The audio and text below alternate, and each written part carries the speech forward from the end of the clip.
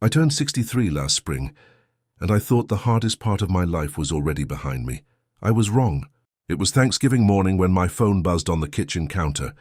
I already had the turkey soaking in brine, the table set with the good dishes Carol used to insist we only bring out for special occasions, and coffee warming beside me.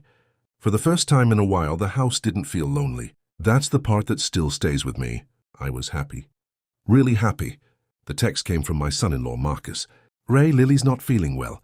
She says she's sorry, but she can't make dinner today. She'll call later." I read it again. Then one more time after that. Something about it sat wrong immediately. My daughter had never missed Thanksgiving. Not once. Not when she had the flu during college. Not when she was pregnant and exhausted all the time. Lily showed up for family no matter what. I called her phone. Straight to voicemail. I left a message trying to sound normal. Told her I'd save her some pie. But after I hung up, that cold feeling settled into my chest and refused to move. If you've ever ignored a bad feeling and regretted it later, subscribe, Six, because some instincts don't arrive quietly for no reason. By evening, the turkey had gone cold. Marcus sent one more message around 4. "She's asleep, don't worry." That was it. No call. No voice message from Lily. Nothing. I barely slept that night. I sat in the old armchair beside the front window, watching headlights pass every now and then, remembering all the years I used to wait up for Lily when she was younger. Only this time felt different. This time I wasn't waiting for a teenager who missed curfew. I was waiting for silence to explain itself. It never did. At sunrise, I grabbed my keys and drove north toward their rental property outside the county line. 40 minutes through frozen farmland and empty roads. The closer I got, the worse the feeling became. Then I saw the vehicles. 3 of them.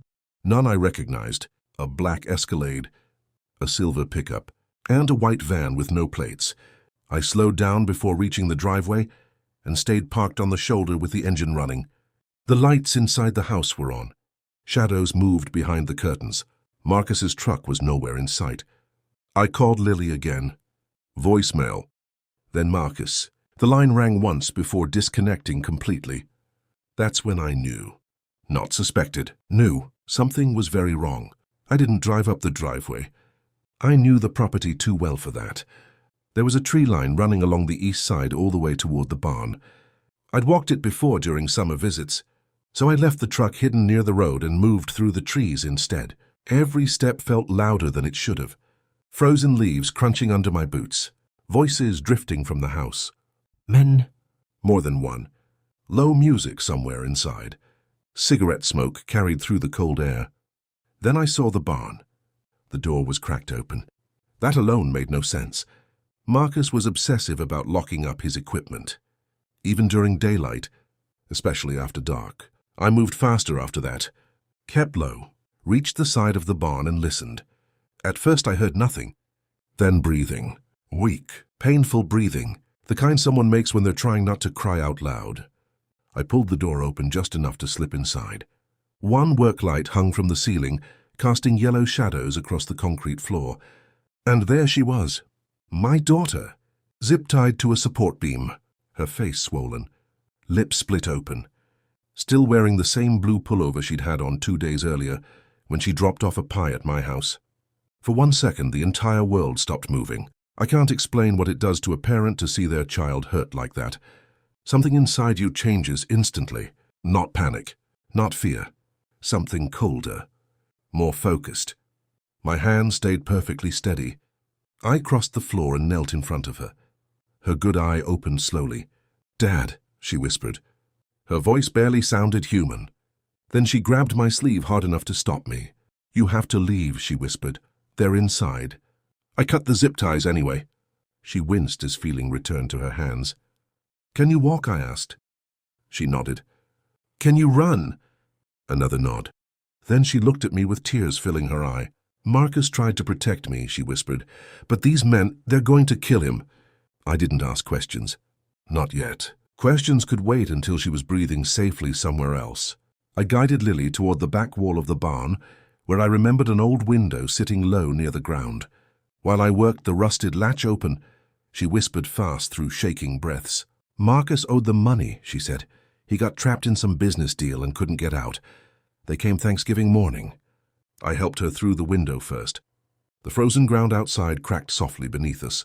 Then she grabbed my arm again. They hurt him, Dad. I looked toward the house. The back porch door had opened. A man stood there smoking with his back turned toward us. We had seconds left. Stay close to me, I whispered. Then we ran. I'm not exaggerating when I say those were the hardest 50 yards of my life. My knees felt like broken glass. Cold air tore through my chest, but fear does strange things to a father. You stop feeling your age. You stop feeling pain. All you feel is purpose. We reached the tree line just as the porch light flicked brighter behind us. Neither of us looked back. When we finally reached my truck hidden off the road, Lily collapsed into the passenger seat, shaking so hard I thought she might pass out. I drove calmly at first. No speeding. No panic. You learn over time that panic gets people noticed. About 2 miles down the road, Lily finally spoke again. They still have Marcus. Her voice cracked apart saying his name. He tried to stop them, that's why they separated us. I tightened my grip on the steering wheel.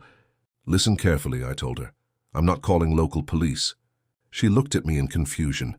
Then I told her something Marcus had mentioned months earlier about Sheriff Briggs taking payments to overlook permit violations tied to contractors around the county. At the time, it sounded like small-town corruption. Now it sounded like something much worse. If these men have connections, I said quietly, I'm not risking your life by trusting the wrong person. We went straight to Mercy General. Doctors rushed Lily into treatment the moment they saw her condition. While they checked her ribs and cleaned the cuts on her face, I locked myself inside the hospital restroom and made one phone call. My brother-in-law Dennis had retired from the FBI years earlier. When he answered, I told him everything. The house, the men, the barn, the missing Marcus, then silence. 5 long seconds of it. Finally he spoke. Ray, don't leave that hospital. Something in his tone chilled me more than anything I'd seen that morning. Within 2 hours, a federal agent named Paulson arrived. Young guy, sharp eyes, the kind that noticed everything. He sat beside me in the waiting room and lowered his voice. We've been tracking those men for 8 months, he said. Then he looked me dead in the eye. And if you hadn't gone back for your daughter this morning, she probably wouldn't have survived another night. If you're still watching right now, subscribe, because sometimes ordinary people are forced into moments that change the rest of their lives forever. The raid happened less than an hour later. Federal agents surrounded the property before most of the men inside even realized they'd been compromised. All 4 were arrested. Marcus was found beaten badly in the kitchen but still alive. Another 12 hours, the doctors said, and he might not have made it. Sheriff Briggs was suspended 2 days later. By February, he was facing federal charges alongside the same men he'd been protecting. Turns out the whole thing ran deeper than any of us understood. Money laundering, extortion, bribes. Marcus cooperated fully once the investigation began. He admitted he'd gotten trapped trying to keep his business afloat and spent months believing he could fix it himself before it destroyed his family. He was wrong, but Lily stayed beside him through all of it. I'll be honest with you. Part of me struggled with that. A father doesn't forget seeing his daughter zip-tied to a concrete post. But healing doesn't always look the way we expect it to. A few months later, the Thursday before Thanksgiving, Lily showed up at my house carrying grocery bags and smiling for the first time in what felt like forever. We cooked together all afternoon. My granddaughter sat at the kitchen table drawing horses that looked more like dogs with extra legs. And for a few hours, life felt normal again. At one point, my granddaughter climbed into my lap and fell asleep against my chest while everyone talked around us. I remember sitting perfectly still so I wouldn't wake her. That moment taught me something. Sometimes the people we love don't need perfection from us. They just need us to show up when it matters most. If this story touched you, subscribe, because the world needs more reminders that love still fights back. And tell me below, what's the furthest you would go to protect someone you love?